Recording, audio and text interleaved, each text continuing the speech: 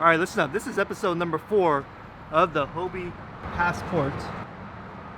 This episode I'm really excited about because we're taking it to the marsh, and this is the type of fishing I do mostly because we're on the Texas Upper Coast, if you didn't know, and majority of our fishing is marsh fishing. So I'm really interested to see how well this bad boy is going to do in the marsh. And honestly, I expect good things from it, but I'm excited today. The only bad thing is we had a bunch of bad weather come through. I mean, like major fronts, low pressure systems come through and dump a lot of fresh water. And the marshes are greatly affected by this fresh water, unfortunately. But the marsh that we're going to has a pretty strong current, so hopefully we'll have a good day and most of that fresh water will be pushed away. But I don't know. We're going to try to catch some redfish today. I got my boy MDLR fishing right there. And yeah, man, we're going to have some fun today. I think this bad boy is going to do well. I'm really excited. So far, it's so good. So good. One is the loneliest number that you'll ever do. Two can be as bad as one. It's the loneliest number since the number one. One is the loneliest number that you'll ever do. Two can be as bad as one. It's the loneliest number since the number one. All right, fellas, we made a brief stop because our buddy that's tagging along with us wanted to get some live shrimp. So we're waiting on him. But thoughts so far, the Passport has been really, really great. A great starter, entry-level, low-budget kayak that you can buy that actually comes with a pedal drive. Now, I don't know if there's any other kayaks in the market around the same price that actually comes with a pedal drive. I don't think so. I think this Passport is the only one. So, I mean, based on all my previous videos, you guys can tell I'm actually really enjoying the Passport and you know, the functions and the convenience of it and the fishability of it. I mean, I've proven that I can catch fish with this little Hobie Passport, and you don't need no extravagant compass or Outback if you're just kind of recreationally fishing, maybe twice a month, 3 times a month at max. Now, if you want to start doing a lot of more heavier fishing, then I recommend probably investing in like a compass and Outback, so you can actually upgrade, meaning like you can add a Lowrance or any kind of fish finder because they're transducer ready. As I told you earlier before, or have you seen some of my videos before, the Passport is not transducer ready, so therefore adding a fish finder would take some modifications actually to the hull. And the plastic, honestly, since it's thermal mold, it's not as thick and as sturdy as the compass and Outback, so it's something I wouldn't recommend, and honestly I'm not going to do it on my kayak. So but just the fishability of it, the convenience of it, it's been absolutely really great.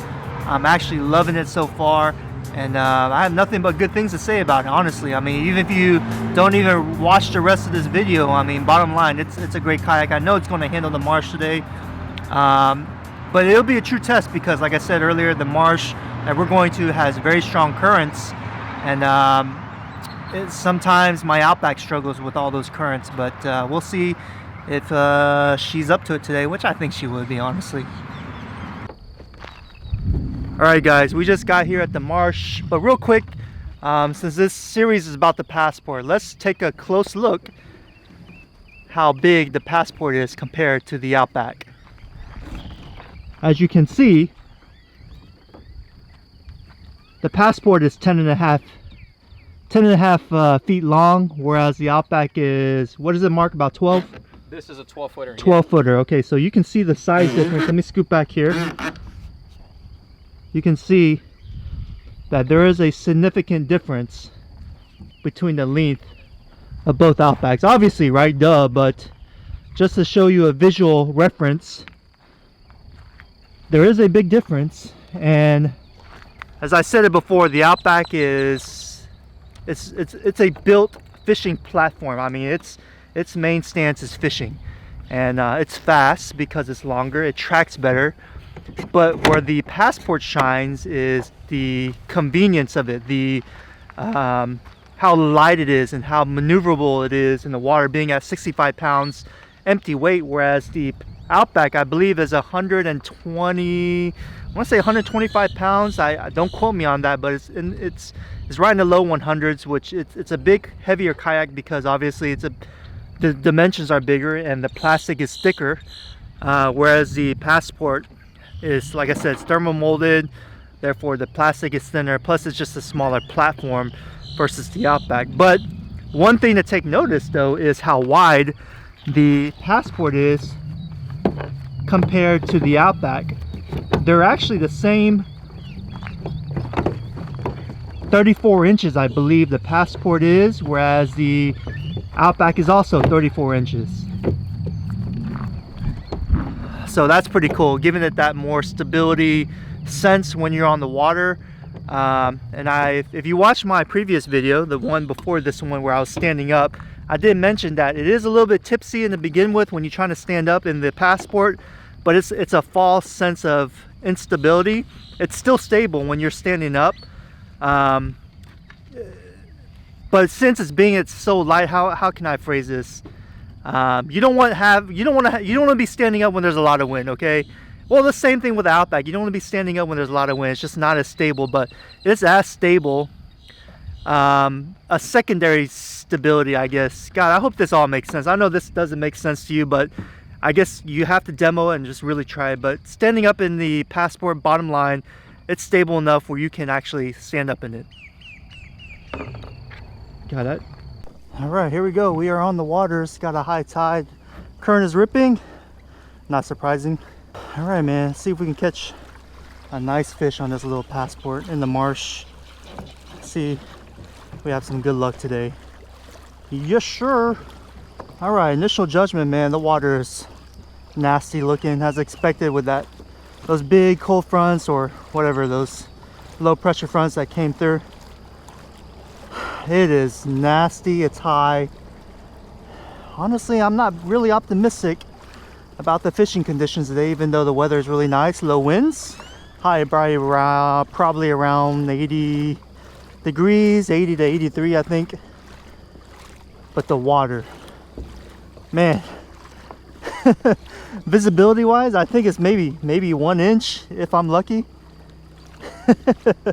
Well, we're gonna see if we can make it happen today, boys. We're here, man. We're gonna make the best of it. See if this Passport can get me on some fish in the marsh. You rag. Gar backwards means rag. Did you know that, guys? Bet you didn't know that. Just like when you spell noon backward, it says noon. Or Xanax. Backwards is Xanax. Bet you didn't know that either. There, bro. Is that gar or a fucking alligator? Yeah, a gator. The lens. I was like, what the fuck is that? Is that beaver? Is that Bucky's? He's probably about, what, a 4-footer? I know he sees us. Oh, yeah. I know you probably can't see this on a GoPro, but we ran into a pretty big gator right at that corner. I know you guys can't see it. Go to Mark's channel. Oh, he's moving. Oh, dude, no, that's not a big guy. He's probably about 4-footer.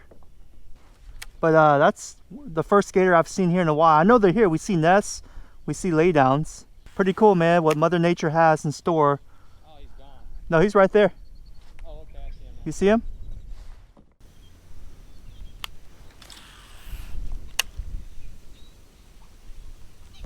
Oh, I got hit right there. What was that, dude? I got hit.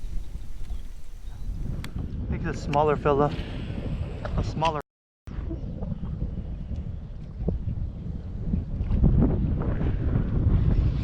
Oh, got something? Yeah, what is this? What is this? A flounder. I think it is a flounder. Feels like it. Oh man, he got some good pull. Oh, what is this? Yeah, he's a red. Yeah, it's a red. He's a decent size. He's a decent size red. That was just so random. I ain't feeling hit. Oh yeah. Yeah, he's gonna make slot. Nice. He's crooking hard too. All right, buddy. Mission accomplished, man. Look at that. Ta-da! What did I tell you guys? Look at that. On the board, 20 3/4. 20 3/4 slot redfish. Beautiful, beautiful. Check out this slammer right here. First fish of the day. I really had to work for him. Hey man, it don't matter man. I caught a fish man on the Hobie Passport in the marsh. Mission completed. If I can catch some more, that's just bonus points for me. But dude, check this boy out, man. He's such a pretty boy. And yeah, man.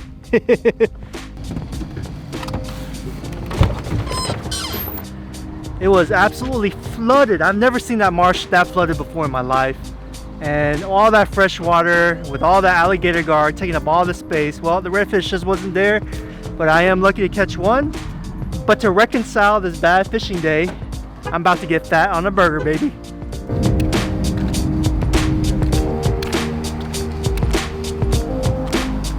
You like my pants? You said you like my pants?